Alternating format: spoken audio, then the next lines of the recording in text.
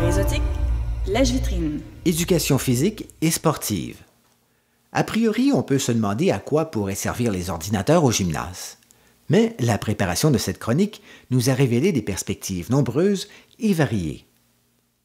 Prenez par exemple une manette Wiimote reliée à un ordinateur de façon à remplacer la souris. Vous placez cette manette sur un projecteur vidéo et enfilez un gant muni d'une diode lumineuse et vous avez tout ce qu'il vous faut pour créer un mur d'escalade interactif. Un diaporama avec des zones hypertextes est projeté sur le mur et les élèves ont pour tâche d'escalader et d'activer les zones interactives à l'aide du gant. Du côté des technologies mobiles, vous connaissez déjà le dispositif sans fil inséré dans les chaussures Nike et synchronisé avec un iPod Nano ou un iPod Touch. Le sportif branché reçoit alors des informations sur la distance parcourue, le temps d'entraînement, les calories brûlées, etc.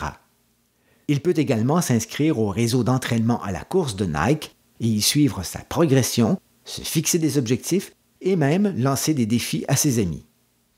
Un autre type d'utilisation du baladeur numérique, cette fois-ci dans l'acrosport, c'est-à-dire la gymnastique acrobatique, avec l'enregistrement de consignes, un rappel des critères d'évaluation ou l'illustration par des images des figures que l'élève aura à reproduire pendant la séance. Dans une autre activité de ce type, ces mêmes élèves se prennent en photo et comparent leur posture avec des images modèles. Ils sont ainsi en mesure de se corriger plus aisément. Dans une activité de course d'orientation, le couplage d'un ordinateur de poche et d'un GPS permet d'enregistrer le parcours d'une course avec des informations sur la distance parcourue, la vitesse et le dénivelé. Ce tracé est récupéré sous la forme d'un fichier leur permettant de visualiser leur parcours sur Google Earth. L'enseignant peut ensuite réviser avec les élèves les stratégies de course pour évaluer la pertinence du parcours, les erreurs ainsi que la durée des arrêts. Du côté des banques d'illustration, la base d'images 3D pour l'EPS contient plus de 600 images libres de droit pour un usage pédagogique, résultat d'un travail collaboratif d'enseignants. Figurines 3D, dessins, schémas, photos, vidéos explicatifs et des fichiers exemples d'utilisation. Sport Image est une autre banque qui comprend également des figurines 3D, des dessins, des photos, des vidéos ainsi que des fiches d'activité.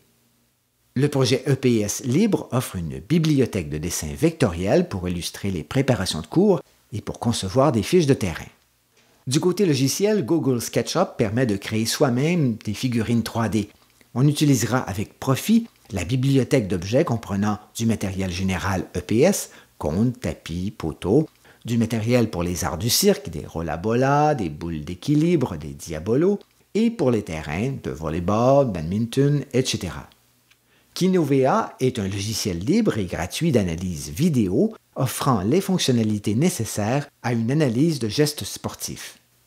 Un dossier intitulé « L'image numérique au service des apprentissages en EPS » ainsi que des tutoriels sont disponibles en format PDF.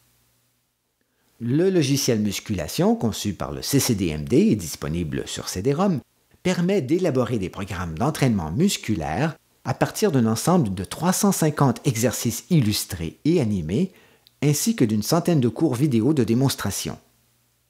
Enfin, vous pouvez joindre l'association EPSoft, qui s'est donné pour but de promouvoir l'éthique dans le secteur de l'enseignement et du sport.